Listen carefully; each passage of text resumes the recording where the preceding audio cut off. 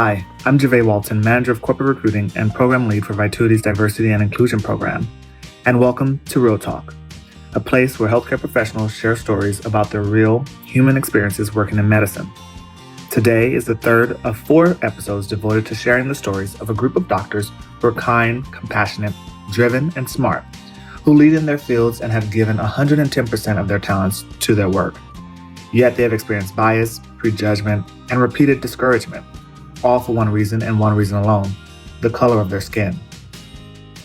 The road to a career in medicine is not a short nor an easy one. And once you finally make it to your first job, you're so overjoyed with excitement to give back to the community and to serve patients. You're so ready to act on the oath for which you promised to first do no harm. So what if people mistake you for the hospital janitorial staff or the maintenance staff? What do you do when a patient requests another physician who looks like them? Certainly, you're not going to let all of those years of hard studying to pass those challenging exams, the opportunity to go into the residency program of your choice, and all the personal sacrifices you made derail you because of the implicit or even at times explicit bias you receive because of your race. But what if they're intimidated because you have a poker face? What if you were the first generation college student striving to make your family proud? What if you don't come from a long line of doctors in your family? Or if you don't look the way a stereotypical doctor might look? How do you defy the odds stacked against you before you even walk into the patient's room to establish the doctor-patient relationship? How do you build trust when the first thing they see is a perception of who you should be? Will the patient even listen and understand the information you share with them to carry out the necessary actions for care, or will they simply ask you to go get the doctor? Dr. Christopher Smith is an emergency physician on the East Coast who completed undergrad at a university that strives to bring students richly into the process of discovery, innovation, and entrepreneurship. He ultimately attended medical school, only to learn the most challenging exam he'd ever faced was not from his coursework or clinical clerkship, but overcoming perceptions linked to his race. This is Dr. Smith's story. My story may be a little bit different than the others, but I want to really talk about the issues of perception and race and how it related to me. I couldn't remember too much issues that I saw regarding discrimination and racism when I was very young, but I noticed the first time that it was pretty much blatantly obvious when I was, I believe, just starting high school. I moved to Maryland at the time from Philly, and I was at a bus stop, and this older Caucasian gentleman pulled up, looked at me, and said, "Is this the colored bus stop?" and just gave this raucous laughter and drove off. And I'm just looking kind of confused, and I turned right next to me, to the Caucasian teenager next to me. We're both kind of shrugging our shoulders, saying we don't really know what just happened, and we were trying to understand what this guy was saying. And maybe I was too young or too naive to be upset, but I just didn't even know what to think. And I was like, well, this is an old guy. He's probably going to die soon, so whatever. That was my young, naive teenage self. Fast forward a little bit to just how perceptions are. Thinking of the news media, for example, and entertainment industry. How people are perceived and how the idea of racism or discrimination is played out with the burning cross in front of somebody's yard. When you see people in professions, you notice that there's the Caucasian middle-aged white male that's the physician. Then you may see the struggling single mother as a minority female, or you may see the minority male as being as a criminal. And you see those things growing up, and it becomes quasi-normative as to saying that this is what people view the world to be like. And just like how we have patients that we see, even in the emergency department, how they expect, oh, you can do a scan and look for everything and look for cancer, because I saw that on this episode of Name Whatever Healthcare Drama show where they have the ED doctor that does the surgery, that does the cancer treatment, that sleeps with the nurse in the closet, all that drama stuff that happens. And so they expect that to be reality. And the interesting that I kind of thought of was that, well, since the general population thinks of this the reality of medicine, and then when people are looking at things like cop shows or lawyer shows and thinking that's the reality of how it works or how CSI works, how they can solve the case in 20 minutes before the episode ends, think about how people are portrayed or different ethnic backgrounds are portrayed. This is how people perceive how people are. And so fast forward to when I was through med school, and by the way, I was one out of 2 Black men in my class of med school, which was ridiculous. That shows that there's a pretty huge systemic issue in medicine. But when I was a resident, you're a resident, you're chronically exhausted. So, most residents kind of linger around the coffee shop, especially emergency medicine, before they start their shift. You want to caffeinate up or whatever vice you have. So I'm there waiting in line, just trying to get my coffee, where there was a customer there. And I'm in scrubs. She comes up to me and says, "Hey, do you mind, someone spilled some coffee on the floor. Do you mind cleaning it up?" And so I said, "Oh, well, sure. I'll let someone know to help clean it up." It's like, "Well, no, if you can clean it up, that'd be great. I don't want anybody slipping, and it just doesn't look good." And I said, "Sure, I can get some napkins, or I can try to call somebody, And the coffee guy who knows me, was like, "Hey, Dr. Smith, is there an issue?" And the lady's face turned red as a lobster. And she was like, "I am so sorry. I am so sorry. I can't believe I did that. I'm so sorry." And, in my mind, I'm saying, okay, very quickly, I'm moving a mile a minute in my head. How do I respond to this? Do I respond, "You should be sorry"? Are you some type of idiot? Or, how do I respond to this? So I said, "Nope." And I was like, "It's okay. No worries. These things happen. These things happen." And that is the biggest issue that I see, because it's the norm. I've seen it happen too many times when it happened to myself, and I go back and I kind of replay that moment in my head a lot. That happened between 2010 and 2012, maybe. But it happened around that time, and I'm like, okay, wow, that was almost 10 years ago. And people are still having these implicit biases. And I understand that, implicit biases kind of help us navigate and kind of make shortcuts quickly through life. And everybody has them. But it just becomes a certain issue where it continually happens to a group of people. And I didn't think it necessarily affected me as much until I keep replaying it in my mind. And given a lot of the things that have been evident within 2020, just with more blatantly obvious signs of discrimination and bias, and it just gets a little frustrating. And I think, I'm not just speaking for myself, but, for the other 2 docs on the panel, it's just a very frustrating thing to say, well, this happens. Do I need to suck it up and deal with it? Or what do I do? As a physician, whether I'm a resident or an attending, same thing.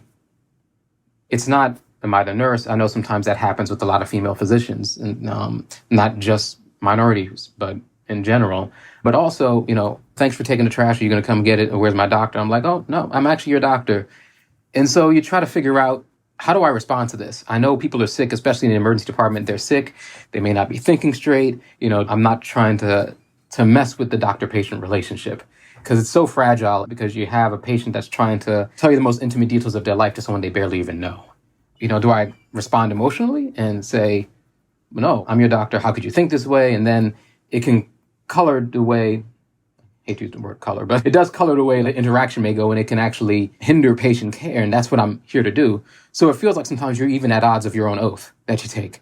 And it's that division. Sometimes it feels like you're in enmity with yourself, or at least me. Do I just suck it up like I've been sucking it up for most of my life? I don't feel that's right. Do I speak out emotionally and then be accused of being unprofessional, being the angry Black man? And I really don't have an answer to that, because you got to take care of the patient. I think many of our colleagues deal with something very similar. How we respond to that is something that needs to be addressed. This is an issue. Many persons of color, not just in the medical profession, but in many different professions, are dealing with it. And to deal with it silently is a bit of a travesty. And so just trying to have people understand where we're all coming from. You could be the most colorblind person that you claim to be, but have enough insight to say, I have an implicit bias that I can try to address it to try to make it better. You have no idea what kind of difference that can make. But I think with this conversation that we're starting, hopefully that it can reach people to look at themselves, take some serious introspection. Because many people, especially myself, are very, very frustrated. And I'm not saying I have an answer, but I believe that the way to move forward is just like Dr. Provost said, this is everyone's responsibility. It's not just a minority's responsibility, because we have to work better together in order to progress. And we've made some changes, but we can't be comfortable with the changes that have been made so far, because, just hearing everyone's story, it's still happening. And these are just a few stories that I pointed out. I could talk about my guidance counselor for college. I could talk about my experiences in medical school, but hopefully with this conversation, we can actually start making some progress.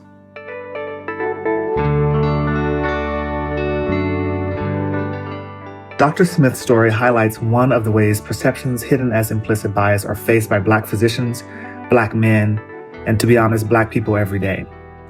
We as Black people have become so desensitized to many of these stereotypes that our go-to response is, that's okay, these things happen, it's the norm.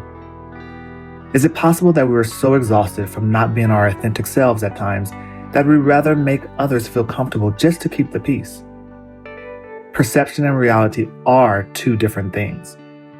Not every young Black male limits their aspirations to only becoming a rapper or a professional sports player. And the reality is, color does exist, and it's typically the first thing someone notices. Is this the colored bus stop? The encounters Dr. Smith describes as he walks us through two real experiences of both explicit and implicit bias are all too common for Black men and all Black people. Just picture yourself, young, driven, and overcoming socioeconomic circumstances on the path to a successful career, all to not be acknowledged, to not be validated, to not be valued or recognized for the title or degrees you've earned. Again, we cannot ignore the likelihood that these perceptions were likely prompted by Dr. Smith's race. In an article entitled An American Crisis, The Lack of Black Men in Medicine, Dr. Cato Lawrenson and Marcia Murray explains the current state of diversity within the United States medical workforce does not reflect representative numbers of the Black male population. Their research shows that data trends in the areas of discrimination, incarceration, health disparities, and mortality with respects to Black men. And the lack of Black males applying to medical school is in fact an American crisis. While only 37.8% of Black men are applying to medical school in comparison to 57% of white men, Black men make up less than 7% of students enrolled in U.S. medical schools. And as you heard from Dr. Smith, he was one of 2 Black men in his medical school class. Why is that?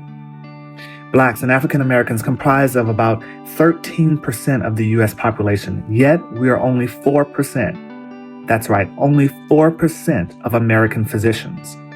And less than 6% of medical school graduates are Black. Why is that? According to the former AAMC Chief Diversity Officer Mark Nevitt, and I quote, "Talent is universal, but the opportunity is not." Let me leave you with this. We know there are many systemic structural challenges that need to be removed, not just in medicine, but several sectors of our nation. But to really be advocates of change, we need to provide opportunity where it intersects in the early stages.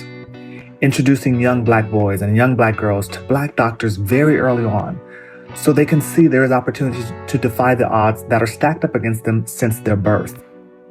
What if we began to connect with counselors in schools and educational programs to create career days and other pipeline programs for Black students?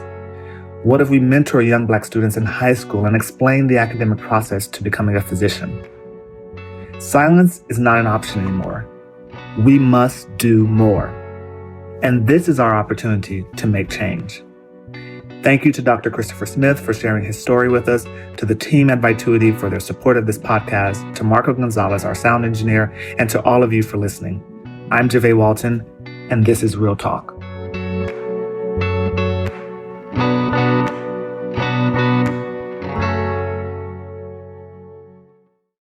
Want to connect with the Real Talk podcast or record your story with us? Start at realtalk.transistor.fm, or you can follow the link in the show notes for this episode.